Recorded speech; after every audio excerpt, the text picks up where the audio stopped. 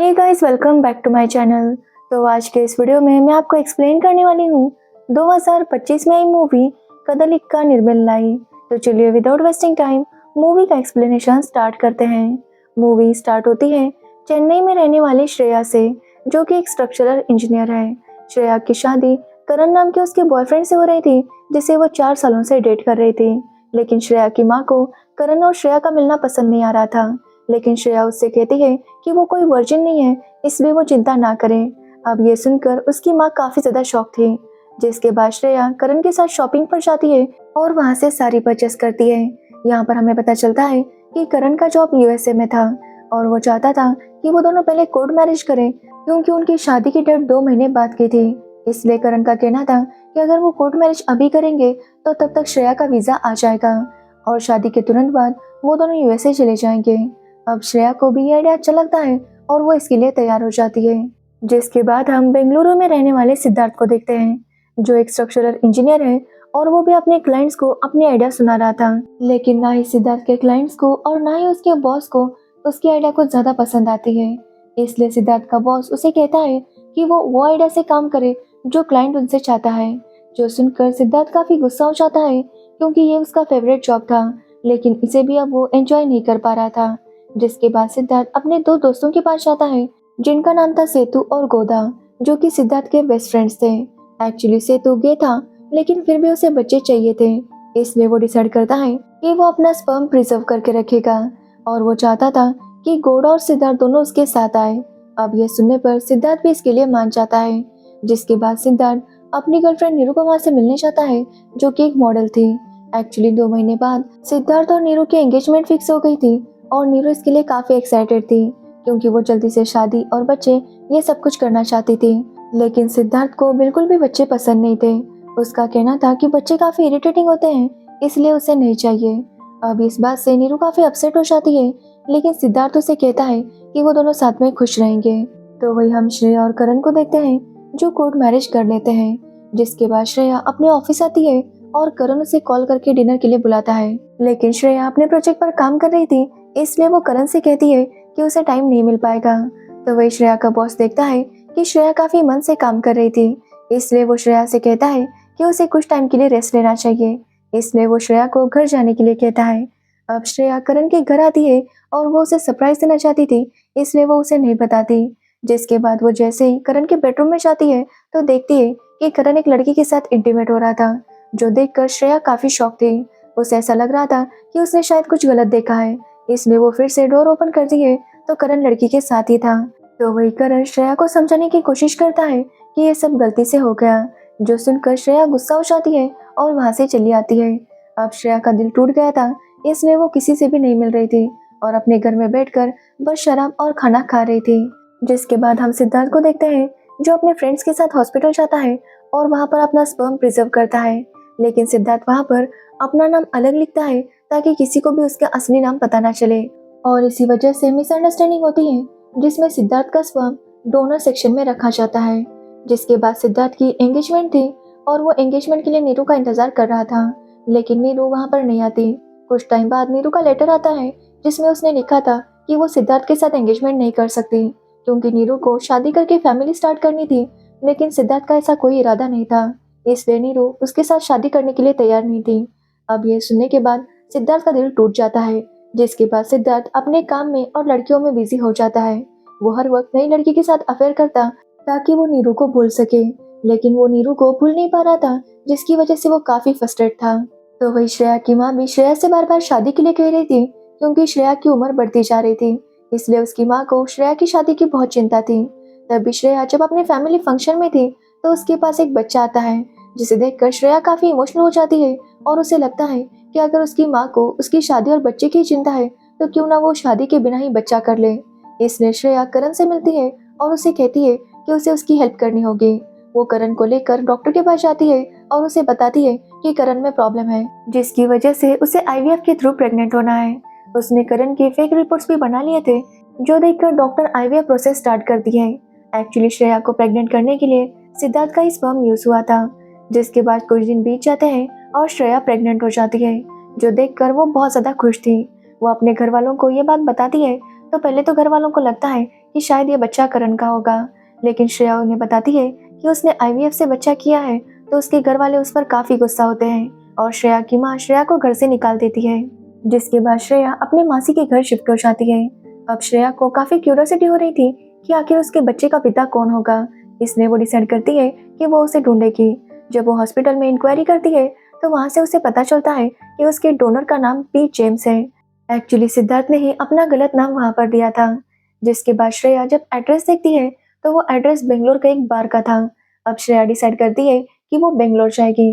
वैसे भी श्रेया का बेंगलोर के एक ऑफिस में प्रेजेंटेशन था, इसलिए श्रेया बेंगलोर चली आती है, जहाँ पर वो प्रेजेंटेशन दे रही थी। और वो जिस कंपनी में प्रेजेंटेशन दे रही थी वहाँ पर सिद्धार्थ भी काम करता था। और सिद्धार्थ जब श्रेया का प्रेजेंटेशन सुनता है तो उसे श्रेया बहुत अच्छी लगती है। अब रात को श्रेया उस बार में जाती है जहाँ का एड्रेस पी जेम्स ने दिया था, लेकिन श्रेया जब वहाँ पर जाती है तो उस नाम से उसे कोई भी नहीं मिलता। तभी वहाँ पर सिद्धार्थ आता है और वो श्रेया से बात करने लगता है। वो श्रेया को बताता है कि उसका प्रेजेंटेशन बहुत अच्छा था। अब सिद्धार्थ श्रेया को अपने दोस्तों से मिलवाता है और वो लोग काफी एंजॉय करते हैं। एक्चुअली सिद्धार्थ को श्रेया बहुत अच्छी लगी थी, इसलिए वो श्रेया को अपने घर लेकर आता है, जहाँ पर सिद्धार्थ श्रेया को अपने पापा से मिलवाता है और उसके पापा उनके लिए खाना बनाते हैं, जो खाकर श्रेया भी बहुत ज्यादा खुश थी। जिसके बाद सिद्धार्थ और श्रेया काफी बातें करते हैं और उन दोनों का एक ही प्रोफेशन था, जिसकी वजह से उनकी दोस्ती काफी अच्छी हो गई थी।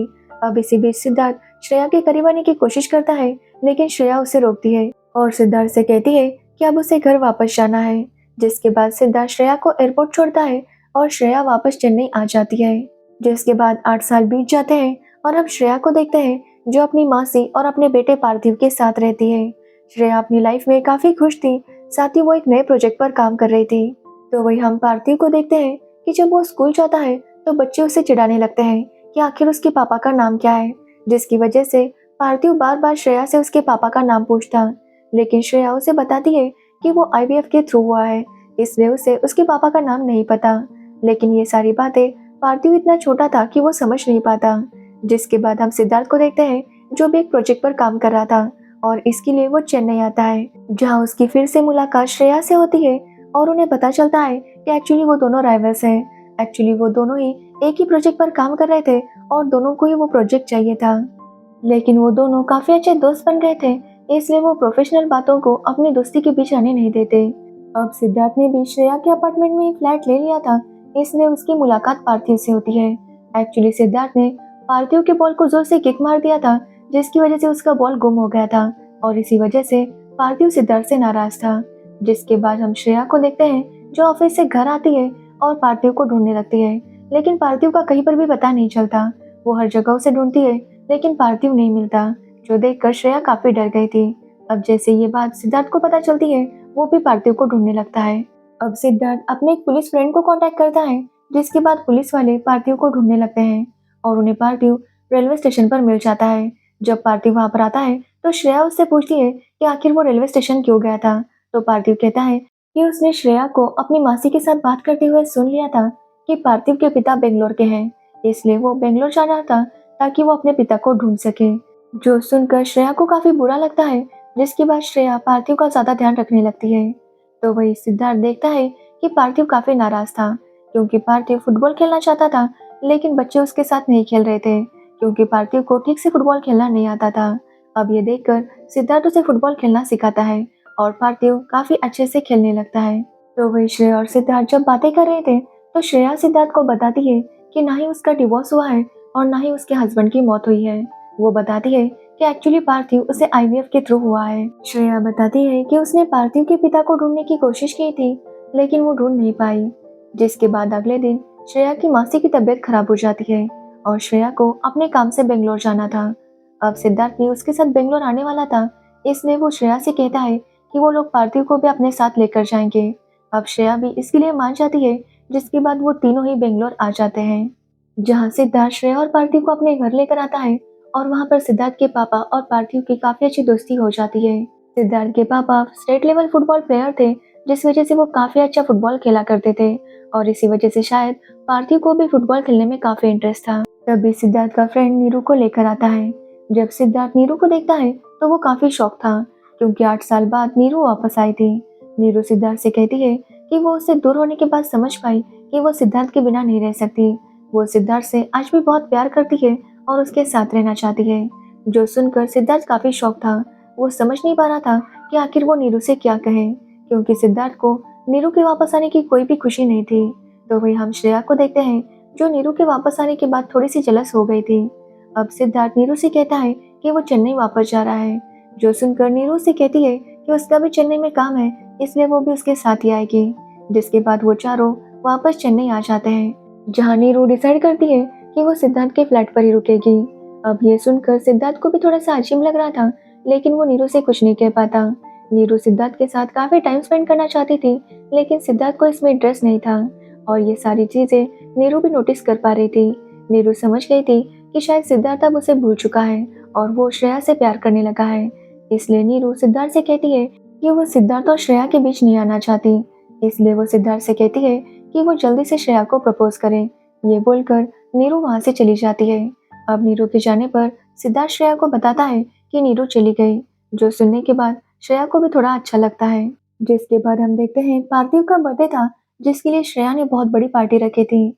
अब पार्थिव वहां पर सिद्धार्थ का इंतजार करने लगता है, लेकिन सिद्धार्थ लेट आता है, बट वो सुपरमैन बनकर आया था। वो पार्टी में सबका मूड बनाता है, जिसके बाद बच्चे काफी एंजॉय करते हैं। तो वही श्रेया अपने किसी काम में बिजी हो जाती है।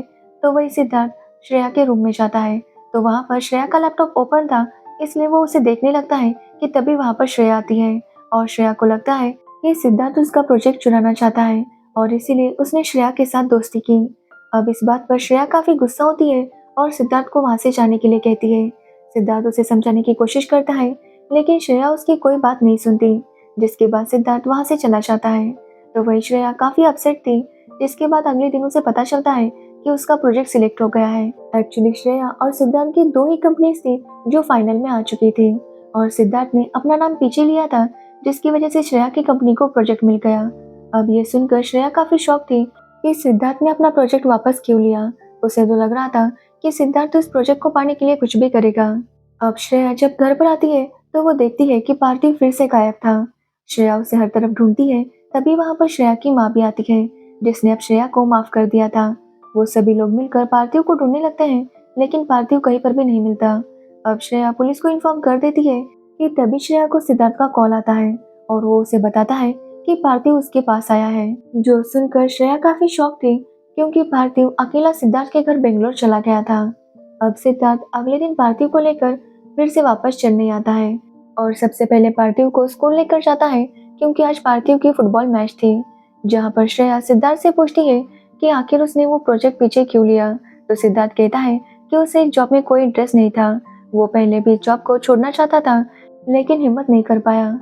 लेकिन श्रेया जब उसकी लाइफ में वापस आई, तो उसे एक हिम्मत आ गई और उसने वो जॉब छोड़ दिया। सिद्धार्थ कहता है कि वो खुद का स्टार्टअप स्टार्ट करना चाहता है। अब ये सुनने पर श्रेया भी उसके लिए काफी खुश थी। तभी सिद्धार्थ श्रेया को बताता है कि वो उससे बहुत प्यार करता है। जो सुनकर श्रेया काफी खुश होती है, क्योंकि वो भी सिद्धार्थ से बहुत प्यार करती थी।